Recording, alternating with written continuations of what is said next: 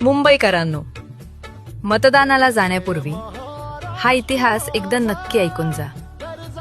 ज्या मुंबईत आज आपण अभिमानाने राहतोय ना, ती मिळवण्यासाठी 105 मराठी माणसांनी आपल्या रक्ताचं पाणी केलं होतं, आपलं बलिदान दिलं होतं.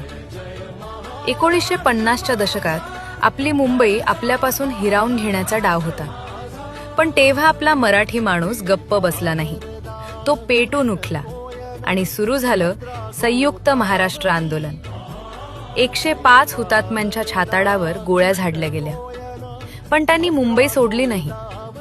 त्यांच्याच बलिदानामुळे आज आपण मुंबईला आपली राजधानी म्हणू शकतोय. म्हणूनच उद्या जेव्हा मतदानाला जाल ना, तेव्हा त्या हुतात्म्यांची आठवण नक्की ठेवा आणि मगच आपलं पवित्र मतदान करा. हा इतिहास प्रत्येक मुंबईकरापर्यंत पोहोचवा.